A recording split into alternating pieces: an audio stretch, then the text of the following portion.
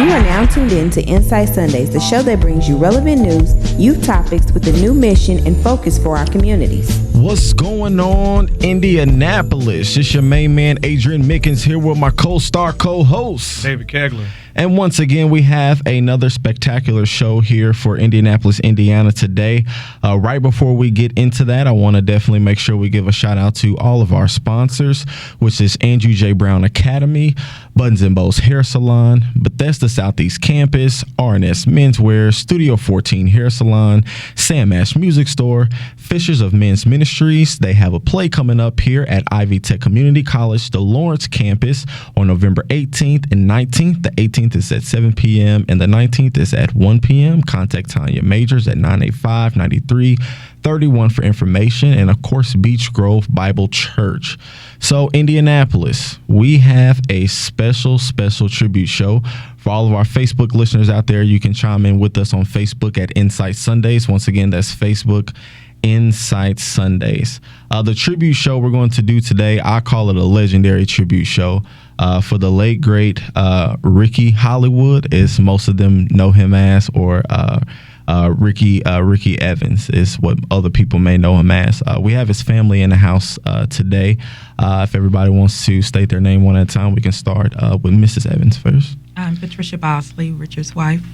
Donovan Kenny, I'm his son. Angela Blakey, I'm his sister. All right.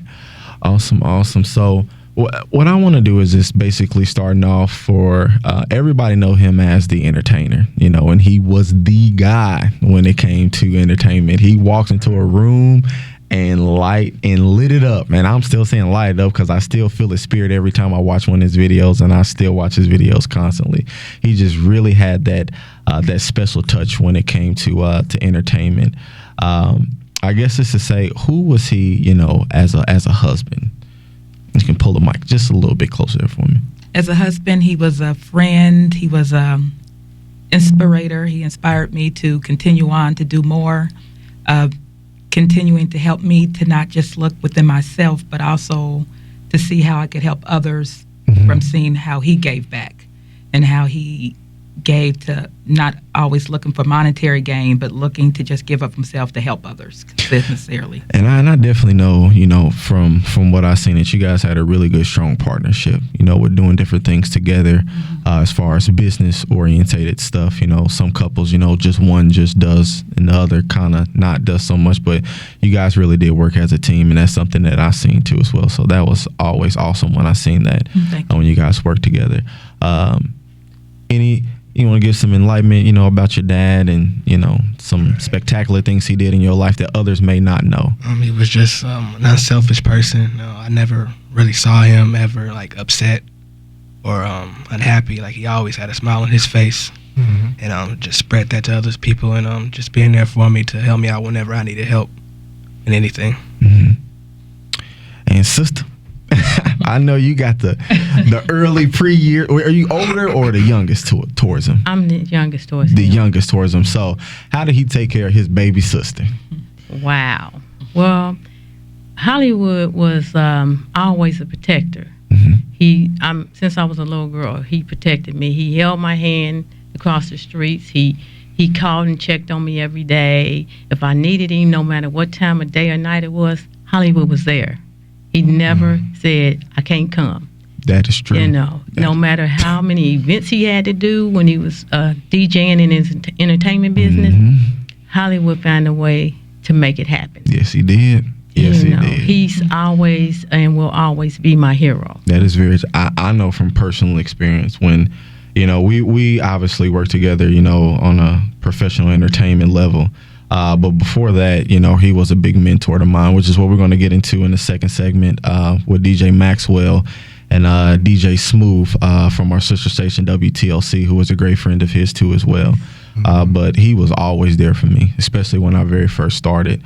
There ain't enough money in the world that I could do to repay him and DJ Smooth, for that matter, for really taking me up under their wings, and Jerry Wade too as well, and molding me and grooming me to where I am right now. So my partner here, David, he definitely had a lot of experiences too with Hollywood. Being around Hollywood was always a pleasure, no matter what was going on. And like you said, it wasn't always about the monetary gains, because I know that there are some shows that we've done, and anybody that DJs can attest to this. You may take a loss on doing some of those shows, but you do it because you love doing it. Yes. You love to entertain or see other people happy, or just you play a song and everybody gets up and everybody's dancing, and and he'll keep you dancing. Oh, yes. He loved to keep everybody dancing. It don't matter where the microphone was.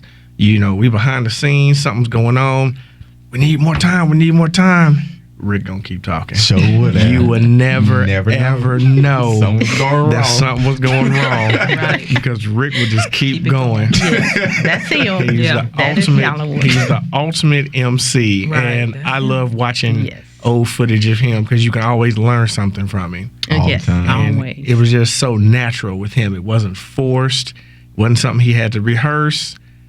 It just came. It just flowed, and it always worked. That was his gift. Speaking of that, so one of the things that you mentioned before about keeping it flowing, dancing, I think this was back in 2000, was it 12 or 11 when we had the Super Bowl here in Indianapolis? Was 12. I think it was 12. The 12, Hoosier yeah. Bowl show.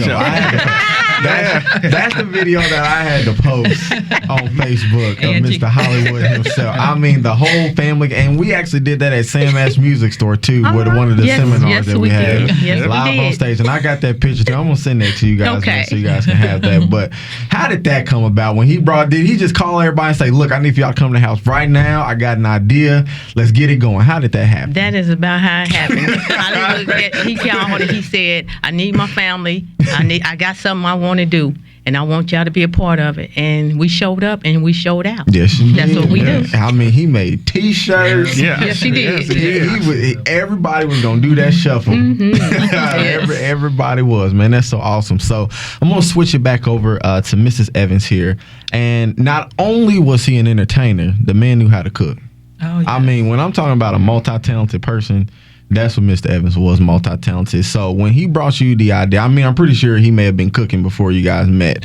But when he said he wanted to make it, into a company, was that something that you guys did together, or was he already kind of started that already when you guys already met? He kind of had the vision before. Okay. And, then afterwards, we sat down and we talked about it and had the direction he wanted to take it in, and we were then looking at formulating his vision, trying to put it into, make it actualized. Yeah. And slowly but surely, the pieces were starting to fall in place. So did you guys ever, at one time, actually have, a restaurant store, or was it just particularly just mobile? No, I think we were mobile, but he did have a little store for a short period of time Yes. before. He did? Okay. Many years before, yeah, on the east side. On the Yes. east side, yeah. Okay. And he was thinking about doing that, but then really focusing more on doing a mobile catering business. Okay. So he did a lot of catering. He did some catering for some local elementary school, IPS elementary schools. I do remember that one. Yeah. I think it was that one. Right? You're the one. One that of the worked, 114. right across the street from Lighthouse Academy. Yes. Yep. Right Yep. down I the do. street. Yeah, I think I was there that day. And I mean, for Indianapolis out there, I'm telling you, his food was off the chain, and he didn't make a little bit like grandmama and them did back in the day. I'm talking about pans, baked, everything. Big portions. Yes. Big portions of food, man. It was awesome, and I miss his atmosphere with what he would do to a room. Like right now, he'd probably snatch the microphone away from me right now. And Yeah, that would be him. so many times stuff be going on, like David said, behind the scenes, man, and just ruckus, and you would never know, man. Never at a loss for words. you never know. I mean, we've done some things school related to educational wise. Whether it be for Lighthouse or we've done some things at the Lafayette Square Mall with quiz bowls with the NAACP. I mean, these things, when we talk about reaching out to the youth, he was always there. He never cried or complained. I would say, man, we got something to do 7 o'clock in the morning. He'll be there 6:45. Or if he couldn't make it right then, I'll meet you right there. Right. I mean, it was just an awesome time just to see how the kids enjoyed him too. I know it was kind of a small generational gap there for, about maybe 25 or 30 years, but he always stayed current and relevant. Yes, And that was his thing. So he was never behind in time.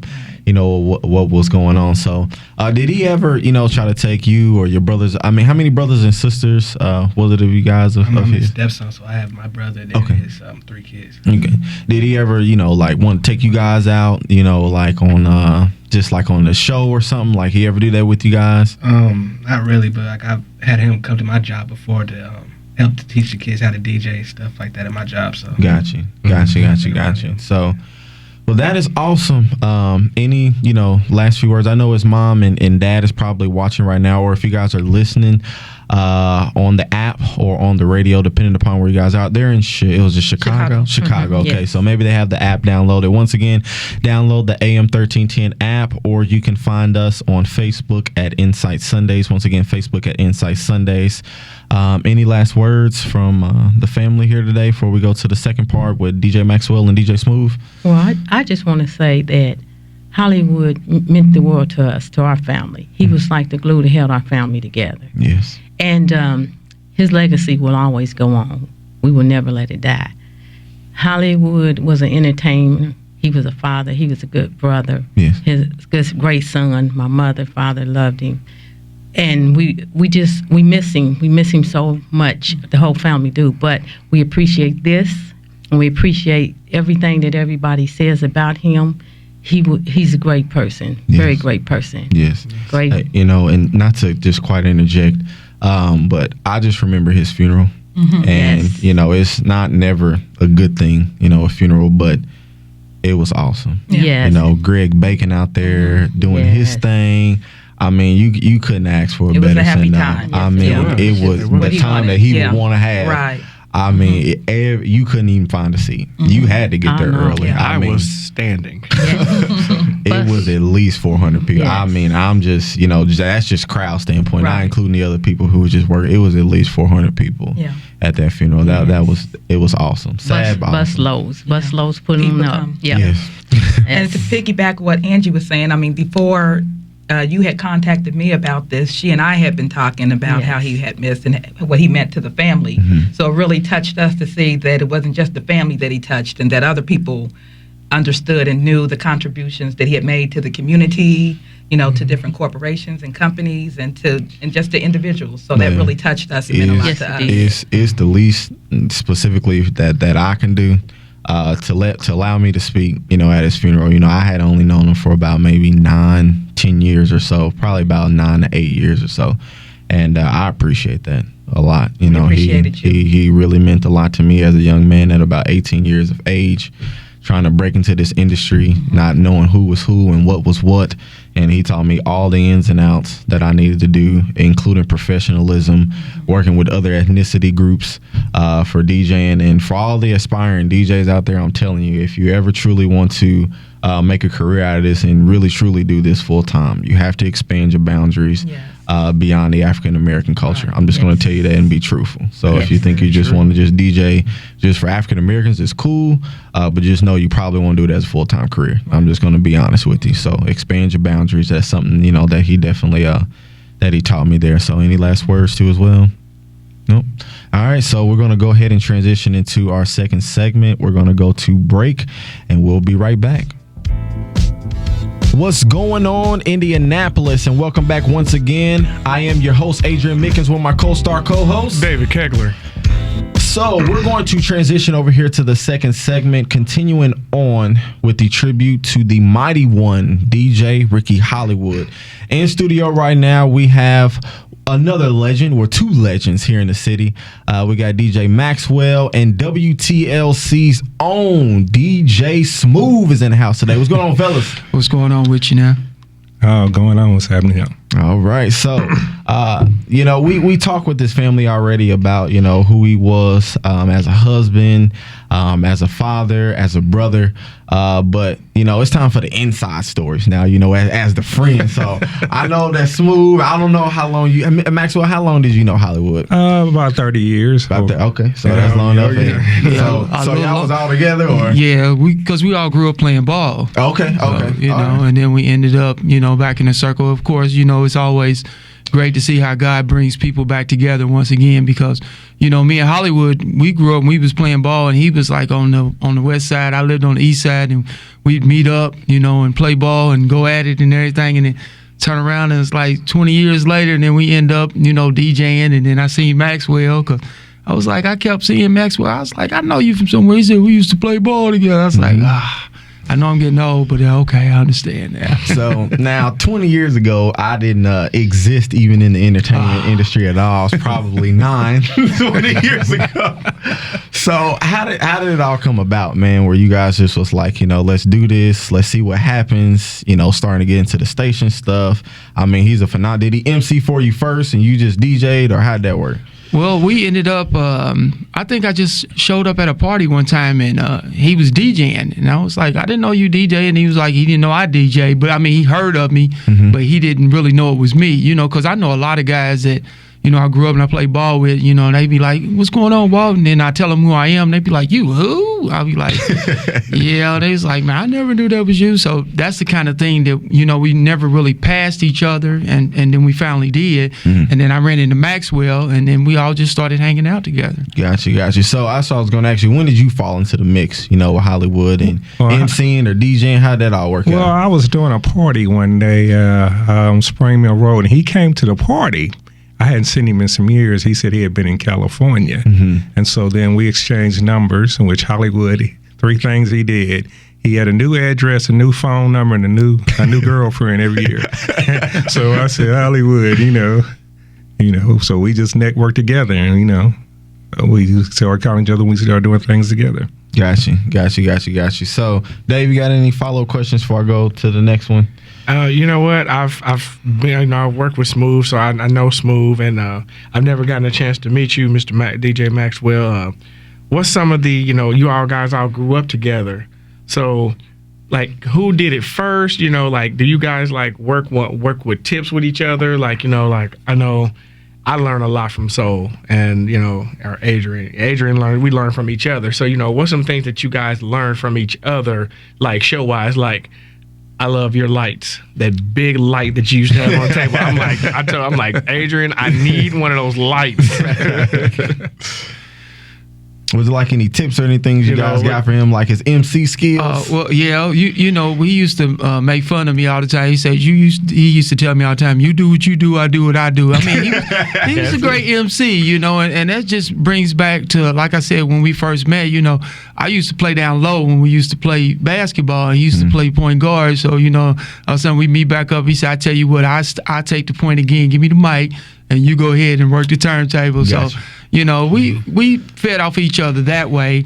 And of course, like I said, you know, Maxwell, you know, I've been knowing Max for a long time too. And then it was that I wasn't necessarily in the clubs. I was a skating ring DJ.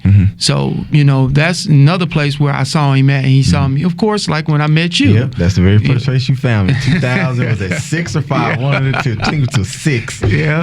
At the skating rink.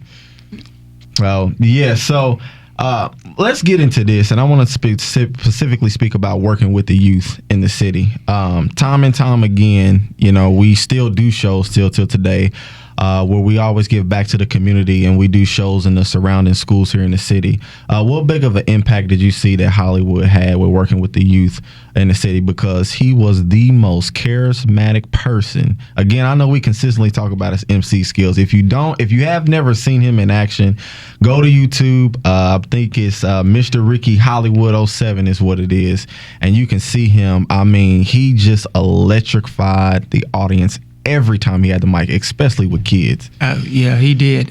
The thing about it with him is that, you know, he always had that gift to gab. So, I mean, you know, he could talk, and it was like we gelled. And when I would go to the schools, you know, and DJ the little functions for him and me, he would go with me, he would MC. He would have those kids just so hyper and running around. I mean, and I loved it because, you know, it was just to know that somebody like that has such a positive energy on the youth, and then they would turn around and come to us and ask us questions. And, you know, there were times when me and him would be together, and he'd be like, they be talking to him, and then all of a sudden they'll come over and say something to me, and then when the kids would go away, he would come tease me and say, you know, sometimes I think I'm DJ Smooth. I'd be like, man, you are something else. But yeah, he was always a charismatic person. He cared, and he loved the children. Got you. You know. Yeah. So now, school-wise, did you guys all go to the same high school? I know you said it's East and West, or Maxwell, did you go to the same school? No, I went to Shore Ridge. Shore Ridge, okay. I went to Hal. Hal, Yeah. okay. So no, we didn't go to the same school. So on the basketball team, did y'all rival on the court or anything like that? Yeah, school-wise? Y'all you did? know, because I was always on the east side because I went to Hal, and then I would, you know, come over on the west side and play over at Riverside, and he'd be over there, and usually that's where we would all meet, or either we met at the boys' club, we play over at the boys' club. Now he can't defend himself, but who won the most? He gonna get you tonight if you don't tell the truth. I was always on the winning team. Me, I was on safe zone. Did you get him? Because if y'all ain't never seen DJ Smooth in person, he probably what 6'3", 6'4"? 6'4", yeah. 6'4". Okay, so he dunk. You still dunking? Nah, man, I ain't. My flight days are over. Michael Jordan said, don't question his dunking ability. So I don't know if he's still dunking or not, but he said his dunking days is over. So, but we don't have to say because I don't want no ghost knocking on your door saying this, that, or the other. But Smooth can hoop. I have seen him hoop before. This was maybe probably about 7 years back. But I remember we had, you know, done some cool things with the station at that time. It was a different time. You know, I remember Mike P was here. That was time Marcus Wayne was here too. So it was a different environment now, but still a good environment now too as well. You know, just a new class that, you know, has come into the Radio 1 family. So I would definitely say, as always, and I know you tell you over the phone and in person, I appreciate you and him and Maxwell, you know, for that matter. You guys always looked out for me. Mr. Evans or Hollywood, whatever it is, you know, we want to call him, he definitely looked out for me too as well with the things that I was doing for the youth, and he always was there for me no matter what, and you guys was there for me, as well as my partner and Antonio, producer over there in the back, video producer. All together, if you guys haven't learned anything about this show from Hollywood, if you don't learn anything else, make sure you give back. And give back to the youth, and definitely at a time like this now, which is going to be a next week's show about the things that's occurred politically, you know, in the United States. But if you don't learn anything else, it's now time to make sure that we give back to the next generation, or what we call the millennials. You know, obviously, I'm speaking in terms of entertainment. If there's somebody who's interested in entertainment, come seek and find us. We're on Facebook. You can't miss us. I will say this: you have to be dedicated about what you're doing. Don't call if you ain't dedicated. We can spot it from a mile. I'm just telling you the honest to God truth. We can spot it from a mile away. So if you're dedicated about what you're doing, you really want to do this as a career, whether it's MC, DJing, radio personality, give us a call if you're really, really, truly serious about what it is you want to do. So any last words? Yeah, well, you know, I just wanted to make sure I let everybody know about that strange story about how I didn't know that he knew you. Okay. It was like, you know, we all was in this circle, and I turned around and I said, well, man, I need a DJ to do such and such. He said, well, I'm going to call up my DJ friend and see if he wants to do it. And so I was like, what? And so then when he called you up and then we all met up, and I was like, I didn't know you knew DJ Soul. He said, yeah, that's who I'm talking about. I was like, what? And it was funny because he helped you do a lot of the stuff with the youth and everything. And then, yet, when I met you, I came directly to you at the skate ring and told you, I said, if there's something you want, man, just come let me know. Yeah. And I'm looking at you now. You're doing fantastic things. And I'm pretty sure I know he's proud of you because he said that when we were talking. And I'm just so amazed to know that you're doing so fantastically well at what you do. And like you said, you just related to the public to let them know that if there's anybody out there, you know, just to let them know we are here for you. But you have to be serious about what you do. Serious. And you're serious about what you do, and it shows. Because, I mean, you had a great impact on the public and everything. And I like to thank you. And I appreciate it. And just so you guys can know what we mean about serious, we're talking about if you want to be an entertainer, know that at the end of the night, when you get done working, you got to carry the equipment. You will be tearing down cords. You will be carrying speakers. speakers. It is not all about yeah. No, somebody's got to load that truck up at the end of the night. Don't think you just walking out of there empty-handed. I've paid my dues. We talking 11 years. Even when Smooth met me at the skating rink, I felt like an angel that came and saved me. I was dry mopping. This was the DJ's job. I was dry mopping the floor at the end of the night. I was wiping down counters and everything else. So thank you for saving me. Years ago, I was still moving stuff up and down the elevators, especially at the Walker Theater. That's the hardest one to get equipment up and down. I love the place, but that one is so hard. So hard. So Maxwell, any last words you want to say about Hollywood before we wrap it up?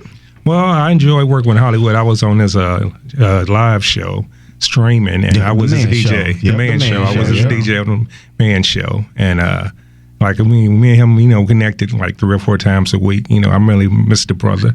We had a good bond, friendship. Got you. And shout out, I know you mentioned the Man Show. Shout out to, was it Shelly? Shelly. I know she's probably listening right now. And I also talked with your cousin, Miss Tana B. So, Tana, if you're listening, shout out to you too. She did a lot of work with Hollywood too as well. Dave, any last remarks? The fact that Rick always gave back.